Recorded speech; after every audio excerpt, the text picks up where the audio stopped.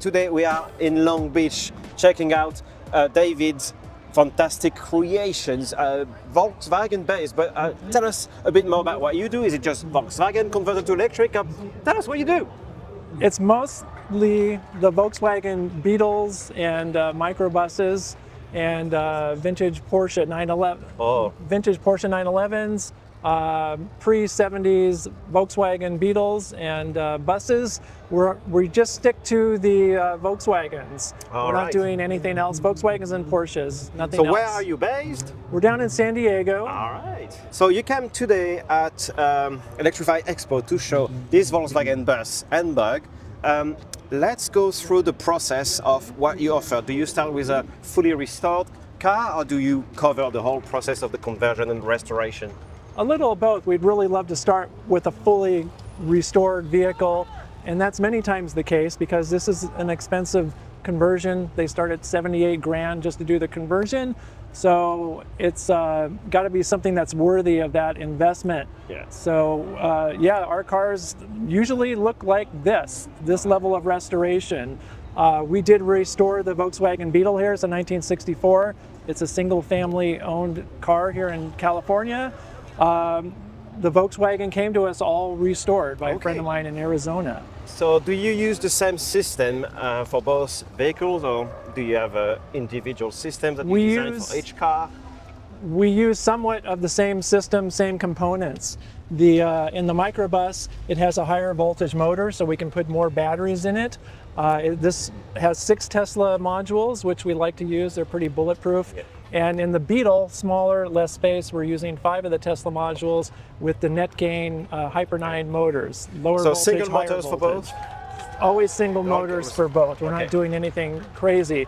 When we want to do things crazy, like in the Porsches, they're getting Tesla motors. All right, okay. So these are cruisers to, drive down to the beach in San Diego, in LA, enjoying the sun, just like today in fantastic Long Beach. Yeah. Very much. So tell us about your team, how many of you guys it is, how you found your guys.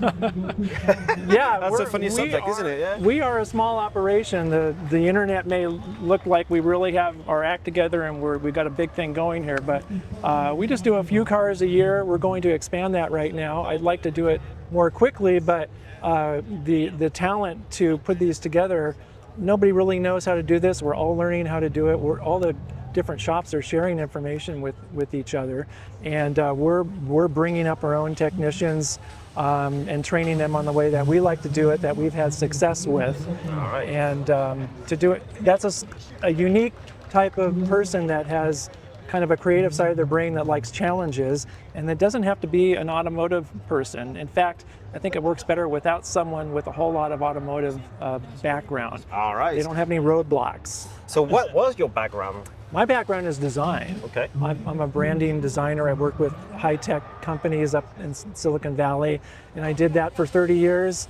My wife and I, we work together. We still work together. She's not wrenching on cars, but she's running the website and everything, and that works for us, husband and wife. Doesn't work for everybody, but we like it. Tell us how long it takes to go convert a full car, from the restoration process and, more importantly, the conversion itself. To do it right, so far we found it takes about 3 to 4 months. Some cars, like this one, we did the restoration, so there's a couple of years involved in that. Yeah. But, and some cars throw us a curveball halfway through the conversion where we find out there was some really sketchy repair work that we found, so we have to take care of that. So we're really dealing with the whole car. So it's hard to tell when you will be able to deliver the car. You just need to strip it down and then stop. We do our best to keep our clients posted, every couple of weeks to a month, and we send them pictures to document what we're doing. We're dealing with a 50-year-old car, 60-year-old car, so things pop up. COVID happens, it's a very hands-on custom process that we go through. So it takes whatever amount of time it takes. Okay.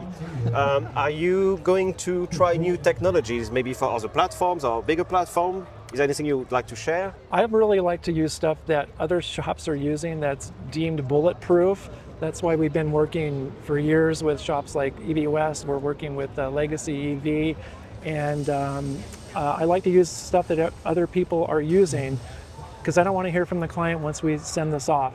I don't want to experiment. There are a lot of other people out there that can do that.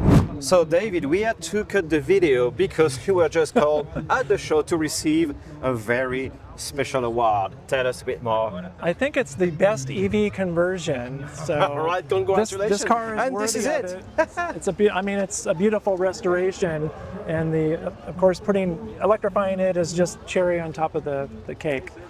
So how many cars or buses do you complete every year? I don't even want to say because it's Single it should digits? be a lot. Yes, it should be a lot more. I mean, we should be able to do about 10, Okay. and we're working towards that. But we got to do it right. Like I said, it's hard finding good technicians and training them and keeping them, and so. Do you have any ideas or ways that the industry should follow to grow as far as training, but also the level of finish the whole industry should follow?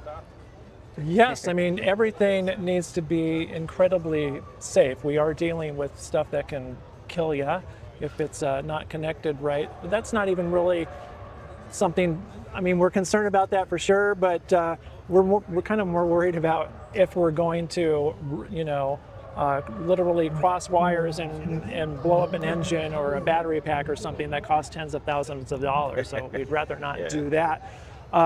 So we don't, that's why I said we like to use components that other people have been using and have had good luck with. We don't like to experiment too much. And then I really like that we've been able to share what we know with other EV builders. Some of them want to keep things close to them and not share, and then the whole little niche industry we have here kind of suffers from that. So ask me anything you want about anything, I mean, including business and stuff like that. That's really a trend I've noticed in the last 12 months, attending all the shows. Yeah. And more people and key people in the industry are glad to share information because it just pushes everyone towards the right all direction. benefit. Exactly. Your projects succeed, it makes it easier for us to move forwards. Don't spare any expense. There's a reason why some components are a lot more expensive. They're simply built better, they're tested more, they're more bulletproof, and that's overall what it gives more confidence to potential customers. So For it's sure. a win-win, isn't it? Yeah. All right. So a couple of anecdotes you wanted to tell us about. Yeah, well, I wanted to point out the steering wheel and why it looks some people might think it looks decrepit. It's a patina that took 50 years to create. The caretaker of this car now is the niece of the original owner who bought it new in California. So this took 50 years to create. The plastic may look old and worn and cracked, but it's original to the car. The grab handle is original. Some of the lights on the outside have the original lenses that are faded, but it all brings back memories for the new owner. Caretaker really of the car. This car is a member of the family. His name is Herbie because he's a 64. So original radio, we put in a new high-powered sound system, but we tuck it in underneath so it really doesn't stick out too much. Original shifter with a new shift knob, but we like cars that are very stock, but have more dependable motor underneath the hood. So when I close the deck lid, I like it'll look just like a proper stock 60s Volkswagen.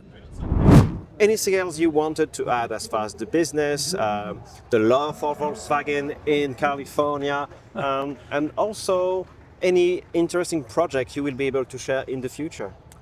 Yes, we have a lot of interesting projects. Actually, we're doing a few Tesla-powered microbuses that are going to have larger battery packs, like full Tesla battery packs. In order to do that, we really have to kind of modify the inside of the cabin to accommodate a lot of batteries. But we're still not cutting things up to do that. These cars can all go back to gasoline. That's important with these classic cars that are very valuable later on down the road. So it's funny because, as you say, it's very important to keep it as stock and original as possible. But in reality, not many people will go back to a flat four. We've had a number. All the Porsche owners have wanted to save that engine and crate it and wrap it in Saran wrap, and they started to do that. Then once they started driving the car, they're like, "Oh my God, this is so much fun! That's it. We're never going back. Sell it. Somebody else can have fun with it." You know, until I it mean, breaks down. if they change anything, maybe it will be a new technology in a few years down the road, if we have more powerful motors or maybe new modules that would be relevant. But what you deliver today is already fantastic, especially because, as we said earlier, these are cruisers to go down the beach. You don't need 200 miles plus range, do you? No, I mean, for a decade now, our clients have been very happy with cars that go 80, 90 miles because they're just being driven around town. They're fair weather vehicles. You know, they're kind of precious. They don't have all this safety feet airbags and all that stuff. So they get used very differently, and they charge overnight in people's homes. Yes, yeah. But yes, thank you for taking those two vehicles to the show. They look fantastic.